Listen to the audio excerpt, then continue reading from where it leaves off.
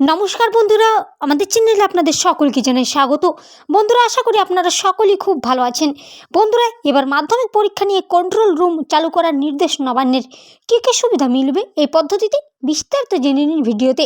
তাই ভিডিওটি কোনো রকম স্কিপ না করে অবশ্যই শেষ পর্যন্ত সঙ্গে থাকুন। মাধ্যমিক পরীক্ষা শুরু হতে আর মাত্র একটা দিনের অপেক্ষা। তার আগেই নবান্নের তরফ থেকে বড় ঘোষণা, পরীক্ষার্থীদের সুবিধার জন্য চালু জেলায় জেলায় ব্লকে ব্লকে হয়েছে কন্ট্রোল রুম। মাধ্যমিক পরীক্ষা শুরু হচ্ছে আগামীকাল 2রা ফেব্রুয়ারি থেকে, চলবে 12ই ফেব্রুয়ারি পর্যন্ত। এবছরে মাধ্যমিক পরীক্ষার সময়সূচিতেও ঘটেছে পরিবর্তন। পরীক্ষা শুরু হবে সকাল 9:45 থেকে এবং পরীক্ষা চলবে দুপুর 1টা পর্যন্ত। শিক্ষক শিক্ষিকাদের সকালে 8টার মধ্যে পরীক্ষা কেন্দ্রে পৌঁছে যাওয়ার নির্দেশিকা রয়েছে। অন্যথায় মধ্যশিক্ষা পর্ষদের কাছে রিপোর্ট পাঠাতে হবে শিক্ষক শিক্ষিকাদের। ছাত্রছাত্রীরা পরীক্ষা কেন্দ্রে ঢুকতে পারবেন সকাল 8:30টার পর থেকেই।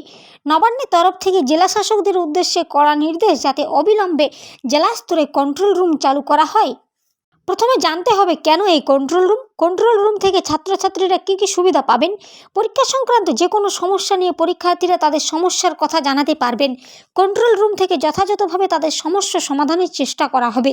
মধ্যশিক্ষা পর্ষদের পক্ষ থেকে গত 26শে জানুয়ারি সকাল 11টা থেকে চালু হয়েছে ছাত্রছাত্রীদের জন্য এই কন্ট্রোল রুম। 24 ঘন্টাব্যাপী চালু থাকবে এই কন্ট্রোল রুমের নাম্বারগুলি হলো 23213844, 0332359227।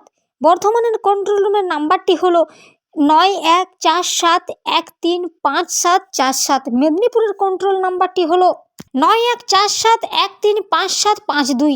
এছাড়া বন্ধুরা, সুপ্রিম কোর্টের নির্দেশ রয়েছে এই মাধ্যমিক পরীক্ষাকে কেন্দ্র করে রাজ্যের কমপ্লেন্স রিপোর্টও জমা দিতে হবে। সেই কারণে 31শে জানুয়ারির মধ্যে কন্ট্রোল রুম চালু করেছে মধ্যশিক্ষা পর্ষদ। এই ছিল বন্ধুরা মাধ্যমিক পরীক্ষা নিয়ে বিশেষ কিছু গুরুত্বপূর্ণ আপডেট।